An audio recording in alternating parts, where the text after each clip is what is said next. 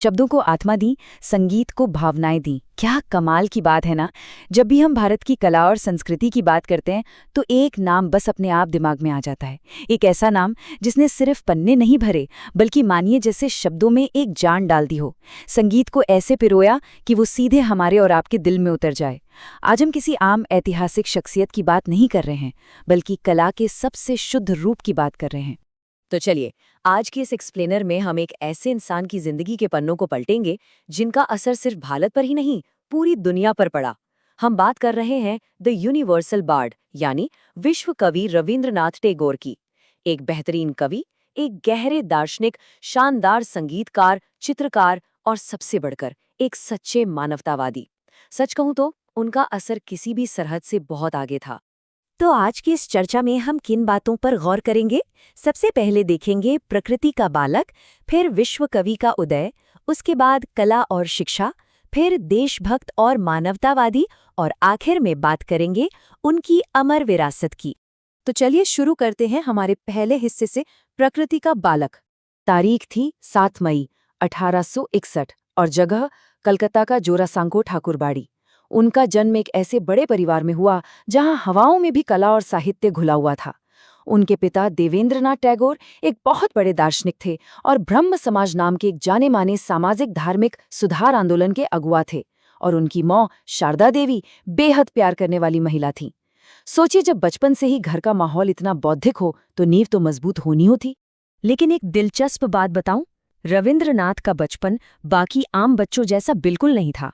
उन्हें 4 दीवारों के अंदर बैठकर पढ़ना कभी रास ही नहीं आया। उनके लिए तो प्रकृति ही उनका सबसे बड़ा स्कूल था।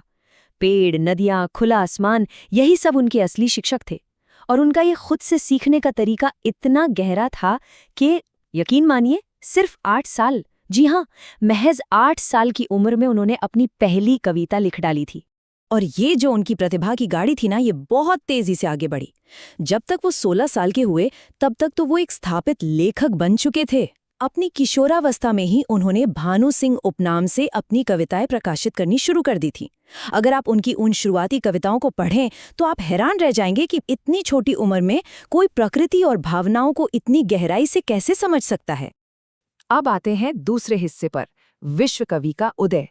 जैसे जैसे उनकी लेखनी में परिपक्वता आई, उन्होंने एक ऐसी अद्भुत रचना रची जिसने दुनिया को हैरान कर दिया, गीतांजलि। अब देखिए, ये सिर्फ कोई आम कविताओं की किताब नहीं थी। ये आत्मा और परमात्मा के बीच का एक बेहद गहरा संवाद था। इसमें जिंदगी, मौत और ईश्वर के इतने गहरे रहस्य छुपे थे कि जिसने भी इसे पढ़ा बस पढ़ता ही रह गया। इसी किताब ने उन्हें पूरी दुनिया में एक ऐसी पहचान दी जो कभी मिटने वाली नहीं थी। अगर हम उनके जीवन के सफर पर एक नज़र डालें, 1861 में उनका जन्म, 1913 में नोबेल पुरस्कार, 1919 में नाइटहुड लौटाना और 1941 में उनका निधन, ये सिर्फ एक इंसान की जिंदगी के कुछ साल नहीं है, बल्कि ये एक पूरे युग की कहानी है जिसने हमारे समाज की दिशा ही बदल दी। इस सफर में एक साल ऐसा है जिसने सचमुच इतिहास रच दिया, 1913। ये वो ऐतिहासिक साल था जब पूरी दुनिया ने पहली बार किसी भारतीय लेखक की प्रतिभा का लोहा माना। उन्हें अपनी उसी महान रचना गीतांजलि के लिए साहित्य का नोबेल पुरस्कार मिला। और जानते हैं इसका मतलब क्या था? वो एशिया के पहले नोबेल पुरस्कार विजेता बन गए। ये कोई छोटी मोटी बात नहीं थी, ये पूरे भारत और हमारे साहित्य की एक बहुत बहुत बड़ी जीत थी। चलिए अब आगे बढ़ते हैं तीसरे हिस्से की तरफ, कला और शिक्षा को लेकर उनका नजरिया। 2000 से ज्यादा, जरा इस आंकड़े को दिमाग में बिठाकर देखिए। उन्होंने अपनी पूरी जिंदगी में 2000 से भी ज्यादा गानों की रचना की। मतलब ये कोई आम बात नहीं है। ये दिखाता है कि उनके अंदर रचनात्मकता का कितना बड़ा समंदर था जो कभी सूखता ही नहीं था। आज हम इन गीतों को रविंद्र संगीत के नाम से जानते हैं। इसमें आपको प्यार, कुदरत, भक्ति और देशभक्ति, इन सब का एक ऐसा कमाल का संगम मिलेगा जो सीधा दिल को छूता है। और उनके इस संगीत की ताकत का अंदाजा आप इसी बात से लगा सकते हैं कि भारत का राष्ट्रगान जन गण मन और बांग्लादेश का राष्ट्रगान आमार सोनार बांग्ला, ये दोनों ही उनके लिखे और संगीतबद्ध किए हुए हैं। एक ही इंसान का लिखा गीत 2 अलग अलग देशों का राष्ट्रगान हो, ऐसा दुनिया में और कहीं देखने को नहीं मिलता। और अब जो मैं आपको बताने जा रहा हूं वो सच में आपको हैरान कर देगा। अक्सर लोग कहते हैं ना कि कुछ नया सीखने की उम्र निकल गई। खैर, टैगोर ने 60 साल की उम्र पार करने के बाद चित्रकारी करनी शुरू की। जी हाँ, 60 की उम्र में। और वो भी कोई मामूली शौक नहीं था। उनकी कला में इतनी गहराई थी कि उन्हें बहुत जल्द अंतर्राष्ट्रीय स्तर पर पहचान मिल गई। मतलब प्रतिभा की कोई सीमा ही नहीं थी उनके पास। अच्छा, शिक्षा को लेकर भी उनके विचार बड़े ही क्रांतिकारी थे। उन्हें बंद कमरों और सिर्फ किताबों वाली पढ़ाई से सख्त नफरत थी। इसीलिए उन्होंने विश्व भारती विश्वविद्यालय की स्थापना की। यहाँ कक्षाएं बंद दीवारों में नहीं, बल्कि प्रकृति के बीच खुले आसमान के नीचे लगती थी। उनका सीधा सा मानना था, बच्चों को सिर्फ रट्टा नहीं मारना है, बल्कि उनकी स्वतंत्र सोच को विकसित करना है। क्या कमाल की दूरदृष्टि थी उनकी, है ना? अब आते हैं हमारे चौथे भाग पर, एक देशभक्त और मानवतावादी के रूप में टैगोर। उनका पूरा जीवन दर्शन सिर्फ इस एक सोच पर टिका था, ये पूरी दुनिया ही एक परिवार है। वो एक सच्चे मानवतावादी थे। जाति, धर्म या देश की सीमाओं से उन्हें कोई मतलब नहीं था। उनके लिए सब बराबर थे। उनका मानना था कि जब हम सब इंसान हैं तो फिर ये बंटवारा कैसा? मानवता ही उनके लिए सबसे बड़ा धर्म था। लेकिन उनकी इस मानवतावादी सोच का सामना उस वक्त की एक बेहद ही क्रूर सच्चाई से हुआ। साल था 1919, जलियांवाला बाग हत्याकांड। इस भयानक नरसंहार ने, जहां इतने बेगुनाहों की जान गई, पूरे देश को अंदर तक तोड़कर रख दिया था। इस अमानवीय घटना से हर किसी का दिल रो उठा था, और जाहिर है टैगोर को भी इससे गहरा सदमा लगा।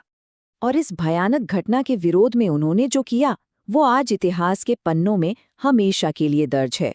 उन्होंने बिना एक पल सोचे ब्रिटिश सरकार द्वारा दी गई अपनी नाइटहुड की उपाधि वापस लौटा दी। ये कोई छोटा फैसला नहीं था, ये उनका अपना कड़ा तरीका था विरोध जताने का। इससे ये साफ हो गया कि जब बात देश और इंसानियत पर आ जाए तो उनके लिए कोई भी बड़ा से बड़ा सम्मान मायने नहीं रखता।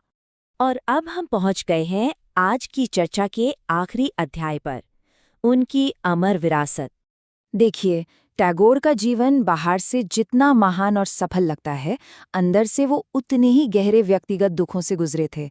उन्होंने अपनी पत्नी, अपने कई बच्चों और माता-पिता को खोने का वो दर्द सहा जिसकी शायद हम कल्पना भी नहीं कर सकते। लेकिन सबसे बड़ी बात क्या है पता है? वो टूटे नहीं, उन्होंने हार नहीं मानी। उनके ये सभी दुख उनकी रचनाओं में जरूर झलकते हैं, लेकिन हर दुख के साथ एक ना टूटने वाली आशा की किरण भी हमेशा दिखाई देती है। और शायद यही वजह है कि उनकी किताबें आज भी इतनी प्रासंगिक हैं। गीतांजलि, गोरा, घरे बैरे, चोखेर बाली या काबुली वाला, इन सभी किताबों में समाज, प्यार और इंसानियत की जो सच्ची तस्वीर उन्होंने पेश की है, उसका कोई मुकाबला नहीं है। 7 अगस्त 1941 को उन्होंने भले ही दुनिया को अलविदा कह दिया, लेकिन इन अनमोल किताबों के जरिए वो हमेशा हमेशा के लिए अमर हो गए। उनकी इस अमर विरासत को अगर एक लाइन में समेटना हो तो उनकी वो मशहूर पंक्ति याद आती है, जहां मन भय से मुक्त हो और मस्तक ऊंचा हो। ये सिर्फ एक कविता की लाइन नहीं है, बल्कि एक ऐसा मार्गदर्शक प्रकाश है जो आज भी हम सबको एक बेहतर जिंदगी जीने और एक निडर समाज बनाने की प्रेरणा देता है। तो इस एक्सप्लेनर को ख़त्म करने से पहले मैं एक सवाल आपके सामने रखना चाहता हूँ।